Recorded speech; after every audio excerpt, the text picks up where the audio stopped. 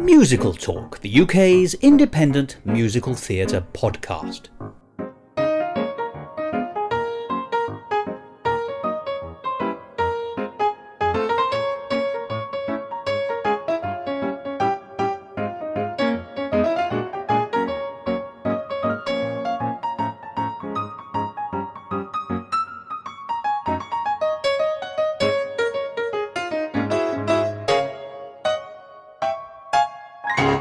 Hello and welcome to another edition of Musical Talk. I'm Thos Ribbits, and I think I'd probably make a very boring pirate. Yo-ho-hum. Well, boring pirates is not what we're going to be talking about today, but we are going to be looking at the Ballad of Anne and Mary, which is about exciting pirates. And indeed, this is our third and final in-depth conversation with Lawrence Owen and Lindsay Sharman about their fantastic free musical drama podcast. It comes in 5 parts. The first 3 have already been made available online, so do go along and listen to them. But you don't need to have done that to enjoy this episode of Musical Talk. Although I do hope that once you've heard this third and final part of the conversation with Lindsay and Lawrence, you will want to go off and listen to their podcast, The Ballad of Anne and Mary. And there'll be instructions on how you can do that at the end of the episode. Well, what have we got in store for you today? Well, it's the third part of that conversation, and today we're going to be concentrating on the score, the songs of that 5-part podcast, The Ballad of Anne and Mary. Last week we've been looking more at the narrative, and the week before that the development of the piece, so it's only right that today we look at the songs. And towards the end of the episode you'll also hear an in-depth conversation about Stephen Sondheim's famous axiom, content dictates form. So let's get to hear what Lindsay and Lawrence, and indeed I, have to say about that. It's often quoted, but is it actually a worthwhile statement? Find out what we think in this episode. And to kick things off, let's listen to one of the best songs from episode 1 of The Ballad of Anne and Mary, which is called Cut and Run. And I adore this song. Oh dear, I feel a little hoarse.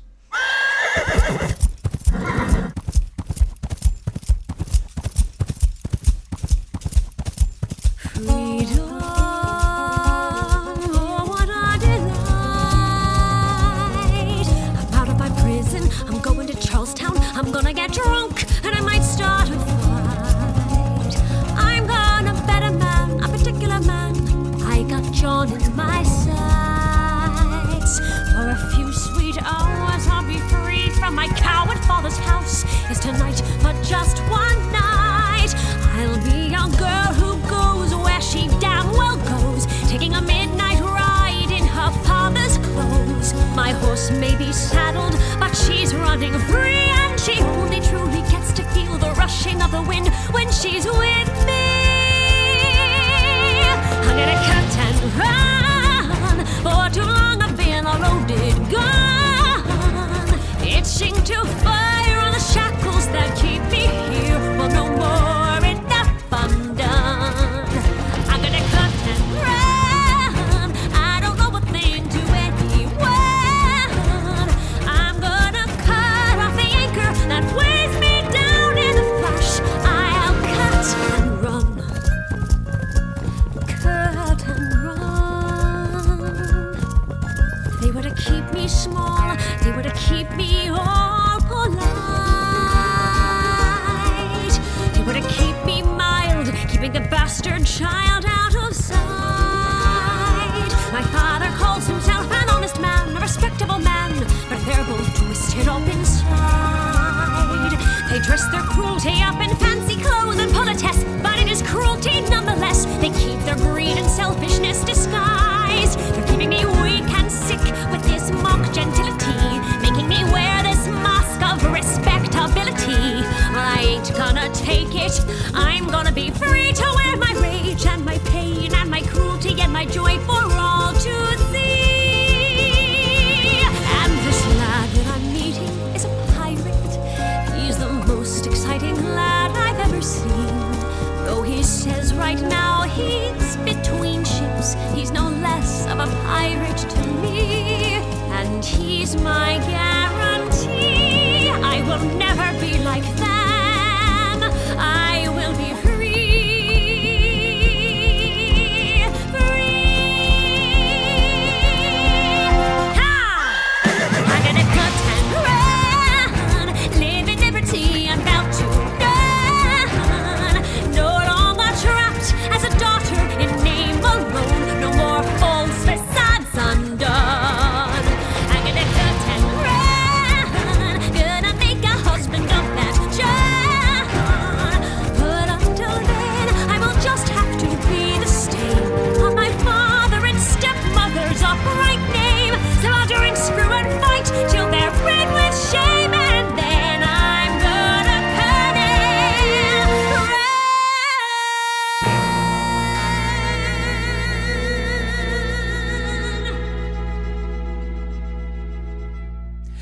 Well, let's talk about some of those songs then, because essentially the second half of the episode is a series of flashbacks linked. So, it's deftly, once again, that's the word I keep using, funnily enough. That's because I haven't detected any what I might call hard handbrake turns or lumpy gear changes. Oh, we're obviously not doing enough of them. We do actually occasionally. That's the language we use when we're like, is that? Can you hear the gears grinding when you go into that? Yeah. And a lot of our problem solving is because we've heard a clunk. Well, but good. Well done on going back and trying to iron those out, because not everyone does. I mean, there's a couple of songs. I don't want to dwell too much on it, but we hear a lullaby. Seems to be called Sleep, Sleep. And I was thinking as I was listening to it, I thought, this is perfectly charming. It's a perfectly lovely lullaby. I can absolutely accept it was being sung at the end of the 17th century, because it's being sung to Anne as a baby. But lullabies are such a narrow form, or am I wrong? It seems to me that, they can only be about sleep. So that's a very, there aren't many forms of song which are actually enclosed and have to be delineated by the one subject that they're all about. There's no genre of songs about apples, but there is about going to sleep, you wretched child, or you lovely child, or whatever your disposition towards a child is. And of course that gives you a very limited template. And of course, we all know a number of lullabies, maybe only 5 or 6, because once again there's not much chance or opportunity to take it anywhere. Did you think, when you were writing that lullaby, this has got to be interesting, or it's just got to be recognisably a lullaby, and actually after that, because we know what lullabies are, I'm spending actually probably more time on this lullaby than I expected, but only because it's such an odd kind of song. Not your one, the form. The form of the lullaby is something beyond my guess. It is weird. I don't know. There's something wrong about lullabies, and you do a very good job about creating one. So I'd like your insight. It's a shorthand for mother's love, really, isn't it? It is a shorthand for mother's love. Yeah. Well, yeah, it's interesting that there's a few sort of things going on in that lullaby. So the lyrics, first of all, are actually an Irish traditional sort of song or poem that I have set to my own music. Right. So it's the Sleep, Sleep, Grá Macrí.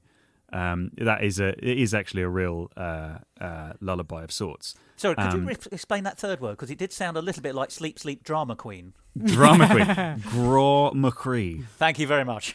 That's it. That's a bit of Irish. But yeah, the tune is actually the same tune as the very first song that you hear. The Ballad.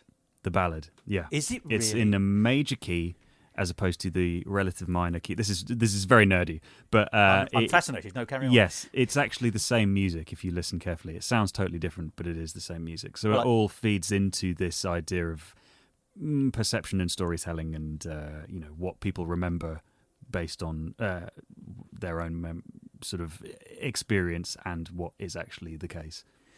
But what a beautiful piece of cohesion within the storytelling as well. Because in a way, Anne is in the prison cell, and although we hear either her or somebody singing, I think it's her singing, in the prison, if she's been listening out of the jail window, if she has one, she'll have heard the Ballad of Anna Mary being sung outside. So the most recent song she'd have heard in her story, as we start this, is also the very first song associated with her life as a lullaby. So. Yeah. That's a beautiful bit of bookending. Yeah, well, the lullaby as well does crop up, or the roots of it, rather. I mean, I can't talk musically, but... Well, that melody is one of sort of 3 or 4 really recurring leitmotifs that run all the way through this piece. And so it's one of the tunes that we've explored a lot, and the significance of exactly where it occurs ends up being kind of quite thematic throughout the whole thing. I tell you what, this is beautiful to hear, because as I say, I've only heard the first episode so far, so I'm engaged and I'm on for the journey. But I'm also really liking the fact that every time we talk about something, you say, aha, but there's going to be more revealed. So, you could actually, in the voice of Roger Moore, it would turn out. So if you could stroke your upper eyebrow as you say it. I am doing that right now. Me too. I'm stroking Lawrence's upper eyebrow. And then I'm not going to explain what happens, but there's something that happens towards the end of that song, which I think is something that you don't expect with a lullaby. And I'll just say, it's worth listening to this lullaby properly, because then it's in a way it's a wake up call as well as a lullaby. I think that's nice. And then, of course, we've got a much more complicated song, or what it appears to me, because it's a mixture of dialogue and incidental music and underscore and melody. And that's I'm going to call it Cut and Run. I don't know what the names are for these songs, but it's essentially Anne's memory of her riding a horse to go into town to escape the constraints of her family. So it's a freedom song. And, of course, it's also her young, setting out. She's off to meet a boy. And that story starts progressing very quickly. She's already talking about how feisty she is. That's the word keeps coming up. This is I quoted "drink, screw, and fight" is a quotation from the song that sums up what she wants to do, but it tells you what kind of person she is as well. I like this song because it does lots of different things, and it does it smoothly. And if you just listen to the song out of context, you might think this song's doing everything. But actually, within the telling of the story, it's fantastic. And I like the fact that it's multifaceted. And I'm also desperately impressed by the orchestration of it. So let's talk about the song as a whole, and then I'd like to talk about the orchestration, if we may. Sure, yes. So, it is a song that serves quite a few functions. It gives us a snapshot of a very sort of angry, angsty teenage Anne, preparing to escape a life of respectability. Yeah, and she's full of bravado, and she's got a plan as well. She's figured out how to get out of this place. But it's only tenuous respectability anyway, because she's the bastard child, and she is never going to be fully welcome in respectable society for that reason. So she's kind of this is the first bits of her revolting against so-called civilized society. Yeah, she's a kid that's been called a bastard her whole life. So in typical 16-year-old fashion, she's like, screw you, I'll do what I want then. Drink, screw and fight, like you said. There's a lovely bit of family play there as well, isn't there? Because her biological father has a wife who's a stepmother to Anne. And the stepmother detests her. That's very clear for a whole bunch of reasons. I mean, she's the living proof of her husband's infidelity for a start. So she's never going to be that keen. But also, she, as you say, she's the bastard, and in society that's terrible. Even though she is a little bit Hyacinth Bouquet in a way, there's a sense that she's trying to be speech marks posher than she is. Yes. And then the husband is quite weak, her father. But he also doesn't really like Anne and what she's become. But he keeps her around because of her eyes remind him of her dead mother. And that's, as a triangle of family unhappiness, that's quite intense anyway. There's a lot to unpick in that. But also that sort of, I only keep you on because you remind me of your mother, is an odd, sweet and evil thing to say. It's it's damning, isn't it? Isn't it? Yeah. A lot of that is based on, I took historical fact and then I put some potential psychological realness into it. But yeah, that is what happened. So Anne's mother was her father's maid. She was born on the wrong side of the blankets. Her mother died when she was about 13. Her father, this isn't something we put into it though, but her father took Anne with his wife across to America and stopped being a lawyer and became a plantation owner. And so Anne was kind of kept around, but and had all the benefits of being, I guess, a rich kid, but at the same time was also seen as a bastard. Yeah. So I thought, part of my characterization with Anne, she's a bit like one of those rich kids who has still had a very difficult upbringing. Despite the privileges that she's had. And so there's still this kind of like hard done by anger going on, as well as this sort of lack of awareness of her position, like her privileged position in society.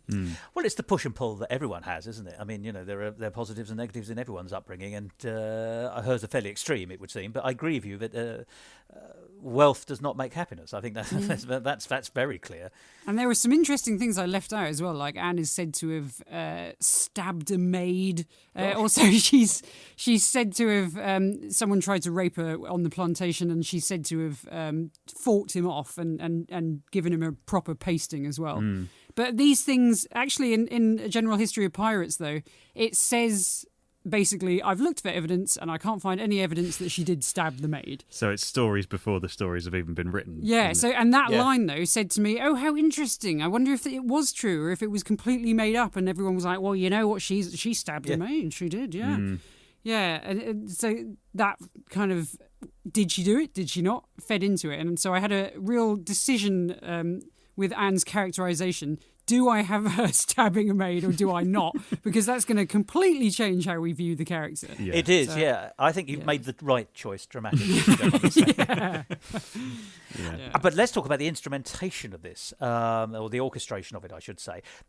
The most obvious thing, but also, at the same time, not the most obvious thing, because it took me a few minutes to realise it was happening, because it was so natural, was that she is singing on her horse as she gallops off to Charleston, the local town. And the beat of the hooves is the rhythm of the song. And it was so natural that it took me a second or two, a short while, halfway through the song, and I thought, oh, those are the hooves of the horse. It's not just background sound effects. This is the fundamental building block of this song. And then there were a couple of other things which I really loved, and it's the contrast here that makes the thing for me. I'm going to call it a mandolin. It probably isn't, but to my ear, it sounds like there's a mandolin, which of course immediately, for some reason, sets it in the time period. You know, you think, oh, late 17th century, early 18th century. There's something about the lute or the mandolin or that kind of stringed instrument that plops you there. And yet at the same time, there's something unmistakably modern rumbling away underneath it. And I can't actually tell you what the instrument was. It just sounded like I've written low modern rumbling in the note I took. But of an instrument. But so you've got that contrast of setting the time period with the mandolin, plus the under-grumbling of that instrument of whatever it is that I can't describe underneath, which makes it absolutely 21st century, with the rhythm of the horse creating so much of the sense of the song, both in its urgency, in its freedom, and in its progress. It's a beautiful concoction, actually. You know, there's lots of really great songs in this one episode alone, and this I think is my favourite so far. Oh, well, thank you. We kind of felt like it might be one of the sort of the standalone moments that could come out of context and be a sort of audition piece, you know, in an alternative future. For any horse, yes. Yeah, for any horse, yeah. It's a wonderful horse piece. When we had Christina Bianco in mind as Anne Bonny, as soon as we sort of landed on her, and I've worked with her in the past and I know her voice very well, we thought, okay, we want to do like a kind of, you know, a big Disney-ish sort of powerful, ballad. Epic kind of song that everyone would love to sing along with. But also, you know, she does have a very, very sort of glossy Disney-ish voice that immediately makes you feel like you're in a very high-budget production. But I didn't want her to be a glossy character, because she's not. She's a scrappy little character. So, I mean, well, first of all, the horse rhythm, she is literally riding a horse. This was always going to be where this song was going to take place. So we thought, well, obviously it has to be in that kind of Western, that, because that's the rhythm that the horse provides. But the horse slows down at one point. Sorry, I want to shout out Rawhide. I'm so sorry. Yeah, well, and so when we alighted on that, I thought, well, I'll take an actual sample of a horse, and just retime it. In audio, you didn't actually take a slice of a horse. I didn't take a sample from a horse. No, in some kind of biological procedure. But no, I found a recording of a galloping horse, and I timed it so that it was constant. Gosh. So the main percussive element in the song is the impact of horse hooves. So you're a musical Edward Muybridge in a way. Yeah, I suppose so. Yeah.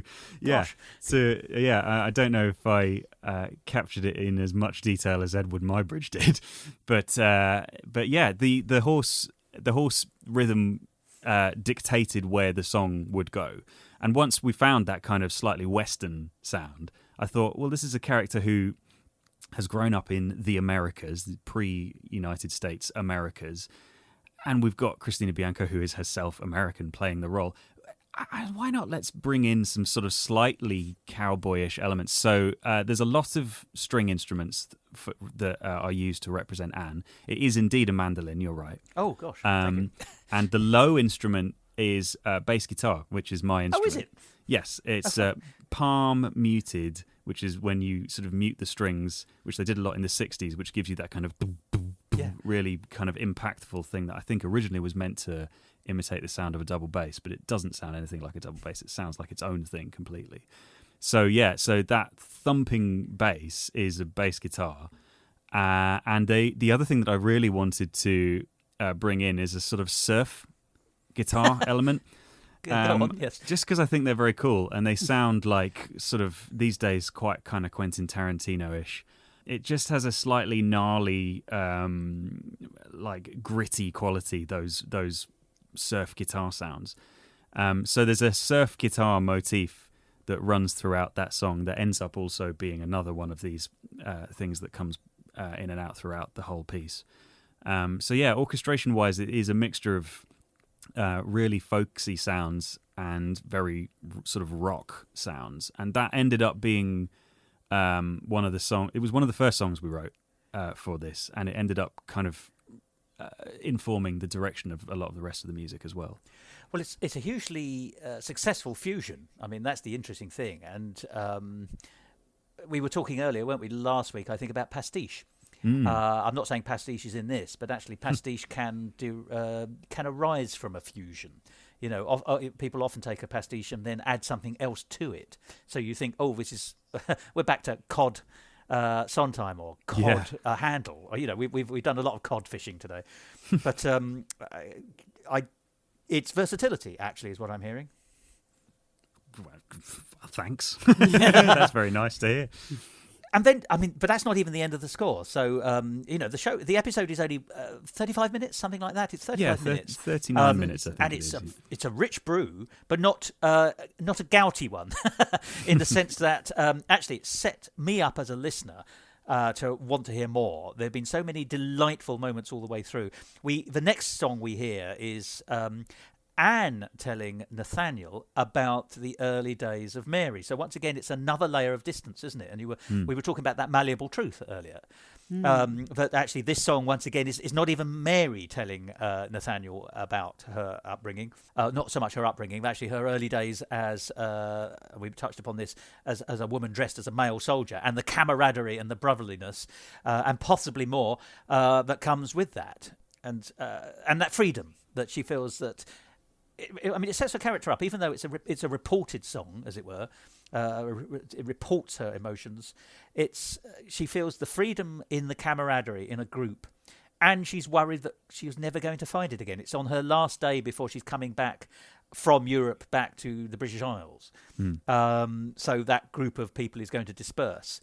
Is she ever going to see them again? She worries about, and is she ever going to get that sense again? And that sets her up. Even though we haven't really met too much of Mary in this first episode, as someone you can see her journey could very possibly take her towards the camaraderie one assumes of the pirate tradition. Yes. And the fighting, definitely in the pirate tradition. You know, it's her alternative to her soldiering days, if that makes sense. So it does a lot of work, and it's not actually her. No, but it kind of suggests the intimacy that Anne and Mary have shared, that they've shared their personal histories with each other. Or you could wonder if Anne is being a bit sort of putting herself in this a bit too much and interpreting Reed's emotions and deciding what she experienced and what she felt and all the rest of it.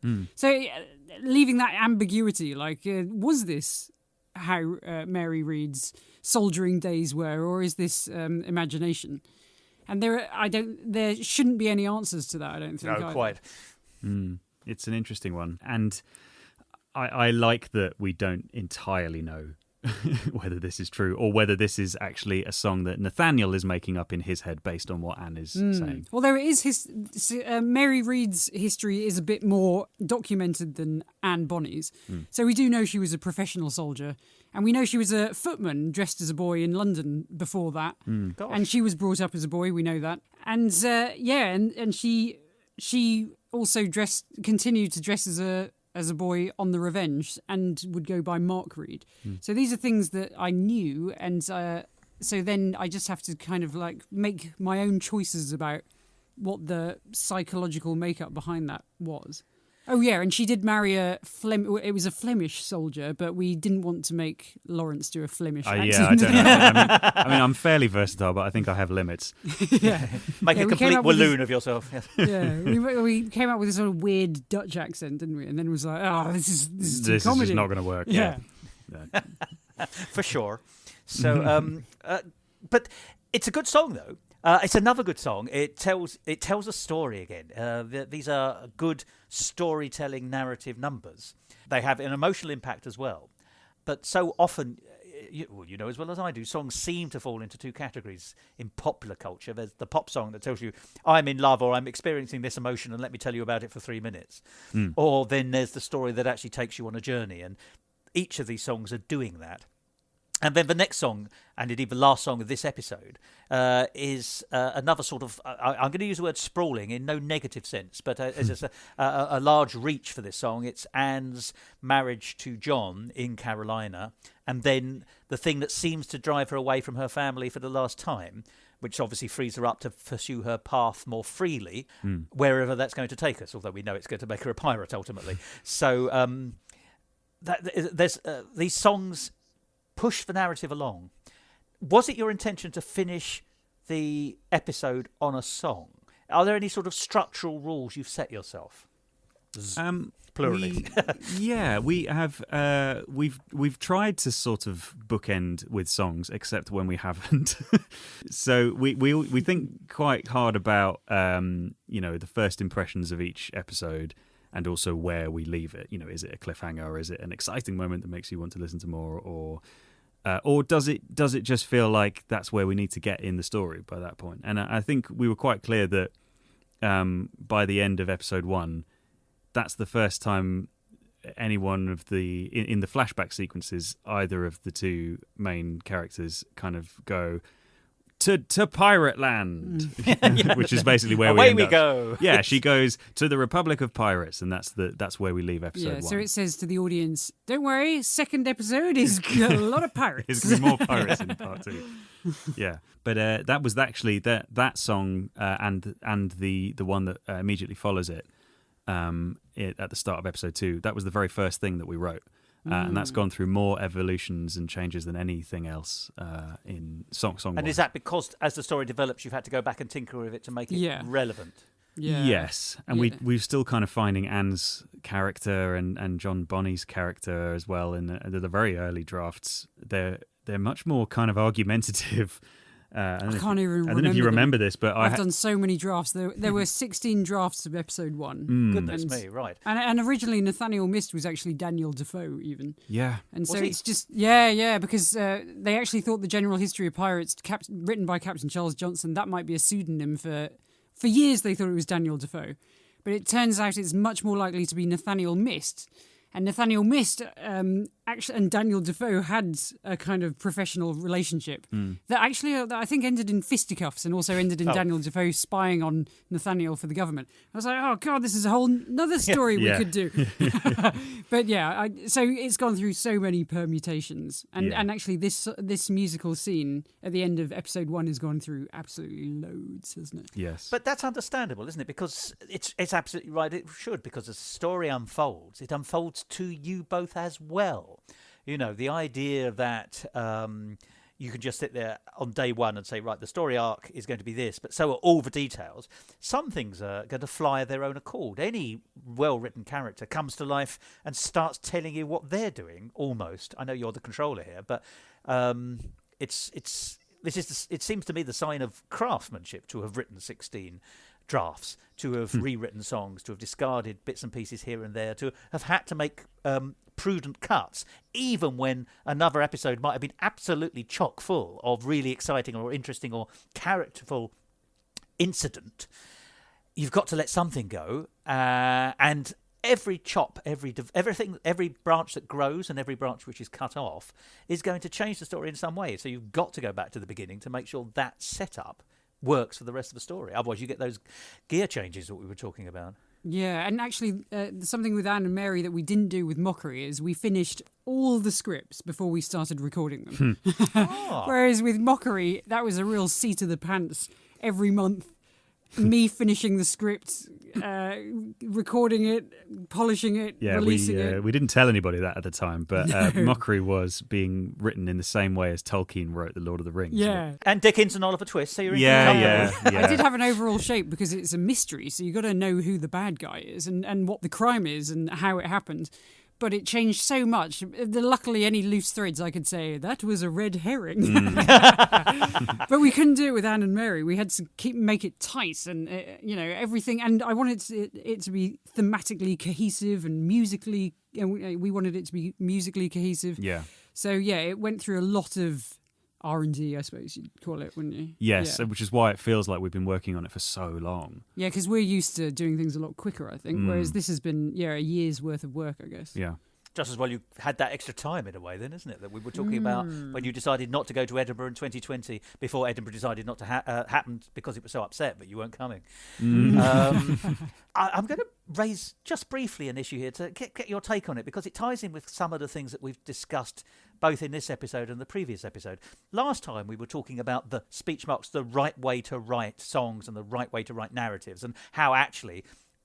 those are only truisms or guides, and actually it's right that people find their own voice and find their own way and make their own mistakes and make their own successes, as you have both done. But we cannot forget Stephen Sondheim. He has handed down a law for writing musicals, which I think people are taking far too firmly as gospel, and that is content dictates form. And I have, since this sort of became a popular axiom, if you like, in musical theatre, I've heard people talk about it in revered tones. I've come to the conclusion that it's nonsense, because I think the word form is too broad a term to mean anything. Anything has a form, unless it's complete anarchy. So the idea that the content dictates what the form or format of the final production should be doesn't make mad sense, because it will have some form. Whether it's the appropriate one or not is to be judged later on. But it's very easy to take that quick rule from Sondheim and make it believe that a show set in the early part of the 80th century it's our next show. I'm getting ahead of myself. Also, that's when this episode will end. I'm so sorry. It then sort of dictates that a show set in the early part of the 18th century can only have music that should sound like the 18th century. That is an interpretation, which is clearly nonsense. Is that what you meant then? Is that how? Well, I don't. I'm taking it at headline level because I don't think anyone's going into the detail. When they talk about it, they use those three words, and then they just sort of, and then fold their arms as though, I've made the statement. Content dictates form. Would you care to give me any more? No, I'm just telling you the content dictates statement. Sondheim said it, so who exactly. So it must be true. And yet, let's look at what you're doing. You're at the cutting edge of a musical medium at the moment. I don't think there's many podcast musicals. There's going to be a few, but there aren't many. We could argue that there were radio musicals in the 1920s and 1930s because Eric Mankiewicz, who was at the BBC and wrote A Nightingale Sang in Berkeley Square, was a great fan of musical theatre, being involved in it, and so he put it on the BBC. But it's died out. There's no musical theatre on the BBC except recordings of operas or musicals. There's nothing written for it. So I think you're at the cutting edge of 21st century musical writing. Nice. We'll take that. And, however, very few people would, 2 years ago, if someone said, I'm going to write a musical in 5 parts, only play it as a podcast, people would say, well, content dictates form. Aren't you saying form there is, the form comes before the content? And actually, it seems to me that content and form are travelling together here, aren't they? Or tell me, do you have a take on it? I'm just sort of throwing it in because it's what I'm starting to become more and more irritated by its use, and I quite like to hear what you have to say on it. Well, I wasn't aware that musicals had so many rules. That's kind of interesting to me, well, because theatre doesn't really have many rules. You can modern theatre, you can do pretty much what you like. TV has quite a lot of industry-led rules, as does film. You're not going to get a script past anyone if it doesn't tick certain boxes most of the time. Podcasts are a bit of the Wild West at the moment. Yeah. What do you say about musicals? Well, it is interesting that we were speaking to somebody that we know who we won't name, who is quite a very well-known theatre composer, and they said, oh, well, you have to start with this kind of song, and then you've got to have X number of minutes before you start with that kind of song. And, and I like this person very much, and they've done some amazing stuff, but I wasn't entirely sure I agreed with them about all of that. Although it was very helpful for me to hear the concept of the "I Want" song, and because I did think, well, that reflects a lot of what you do in scripts for TV, film, theatre. You make sure that everyone knows what the protagonist wants fairly early on, so that you set out a roadmap for them essentially. It used to be called motivation, didn't it? Yeah. But I thought, oh, okay. I thought you could show that through a multitude of ways. It doesn't have to be a song where the main character basically states everything. Tells you what's going on. Yeah. I was like, that's very, very exposition-y, and that's the interesting thing about a lot of musicals, because it's almost like a novel in that way, where you get inside the character's head, and the character, so you know exactly what the character is thinking at any time. If the author has chosen to write it in that way. But musicals, they seem to... Some musicals, and I'm just saying this as both a fan and just a general layperson, they do give Lindsay, things to you. No, you're in the heart of the profession. They do seem to give you things on a platter a lot of the time. This is what I want, what I hope for. Yeah. Oh, one day this will happen for me. And then in the audience you're going, oh, I hope this happens for this person. And then it happens. Yeah. The end. Well, can I tell you, I think you've hit exactly the nail on the head, and it's one of the things, as I say, that's increasingly irritating me, is that musical, I'm going to use the word theatre, but musicals in general, are so often, not always, but so often terribly conservative.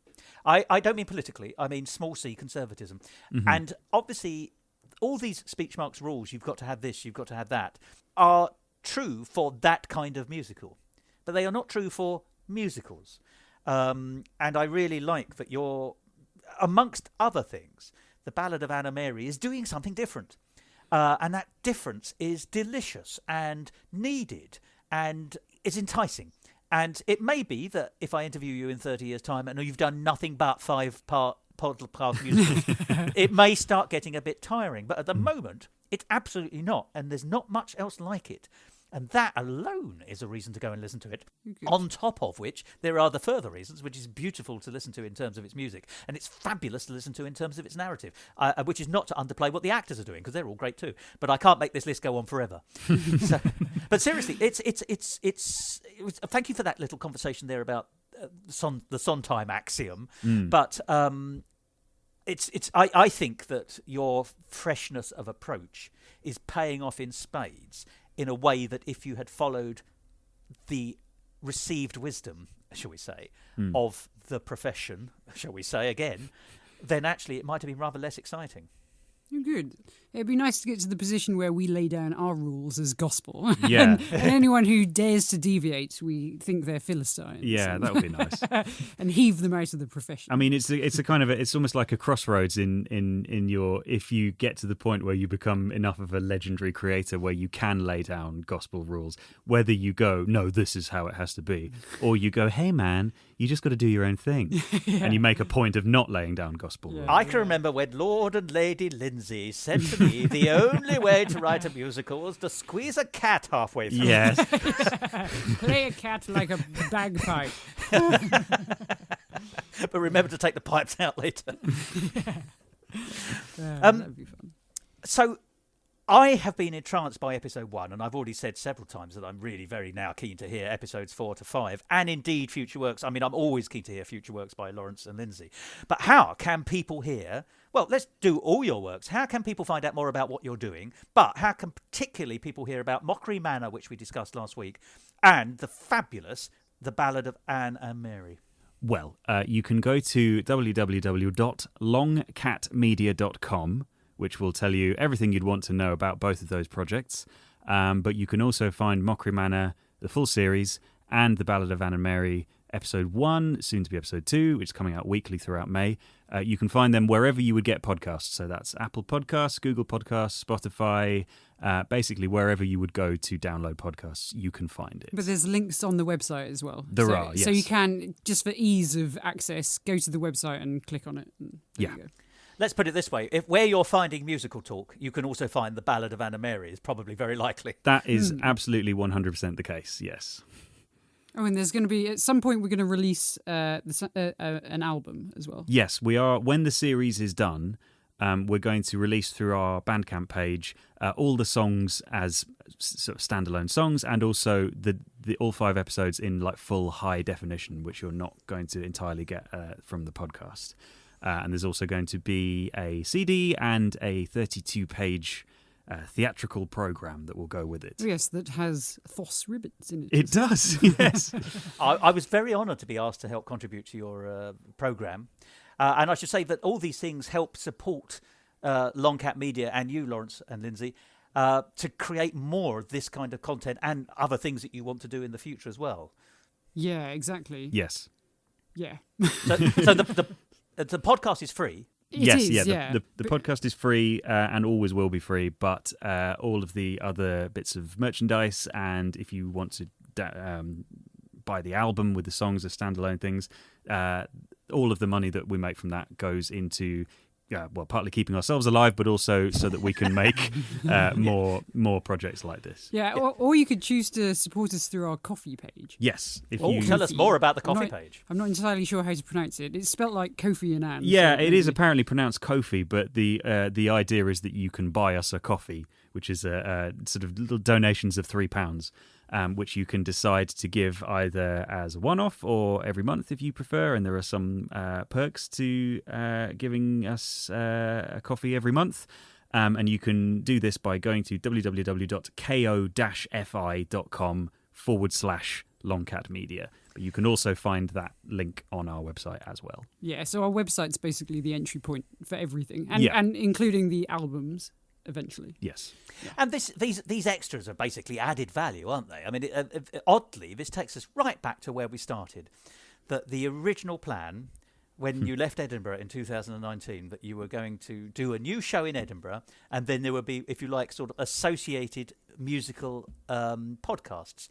We're now at the stage where actually you've done the musical podcast as the headline act, and then the added value comes from the album, the program, and all these other little perks and bits and pieces that people can sign up to. That's right. Yeah. Yeah, and eventually it'd be great to have a live version, wouldn't it? Yes. Yeah. Well, I'll get that blue light in now for the opening number. We know that. Oh yeah, definitely. But we'll get the gobos ready on the blue on the lights on the side to make some nice C patterns. Well, Lindsay and Lawrence, as I've said so many times before, but it keeps being true, so I will say it again. When I talk to you both, I have a wonderful time because you're fabulous people, you're funny people, and that's lovely. But most of all, you are terribly, terribly creative and great. So these conversations for me are real treats.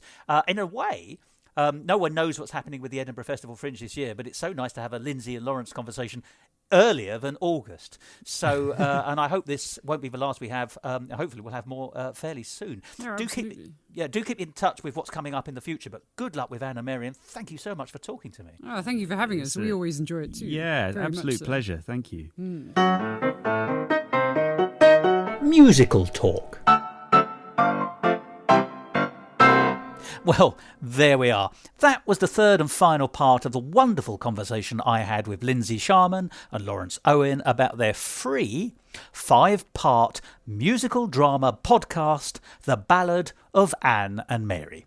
And I do hope that if you haven't already listened to one or more of the episodes, you now feel that you might like to do so. And I can tell you that not only is it an excellent story, and of course with a fabulous score, it's also, I think, at the cutting edge of the way that musical theatre has expanded as a result of a year and a half of lockdown, and is finding new ways for that creativity to come out.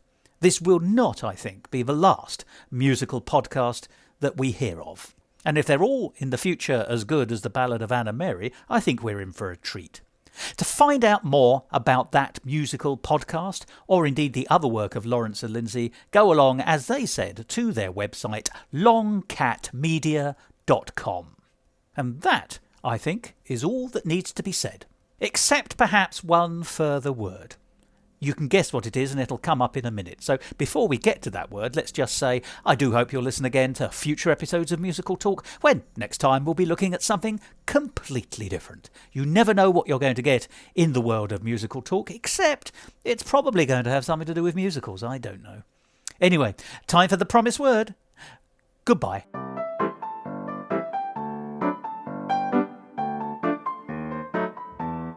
This episode of Musical Talk edited and presented by Thos Ribbits. Copyright Musical Talk 2021, except for the song where the copyright remains with Lawrence and Lindsay. And my thanks go to them both for allowing me to play their fantastic song in this episode.